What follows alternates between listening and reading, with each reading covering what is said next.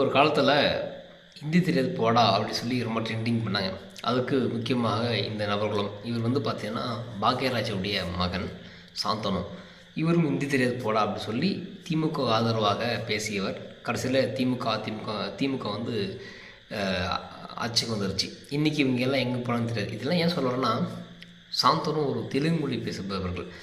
அன்றைக்கி யாரெல்லாம் ஹிந்தி தெரியாது போடா அப்படின்னு சொல்லி அரசியல் பண்ணாங்களோ அவர்கள் எல்லாமே தெலுங்கு மொழியை தாய்மொழியை கொண்டவர்கள். அவங்க எப்படி ஒன்று செய்கிறாங்க பார்த்தீங்களா?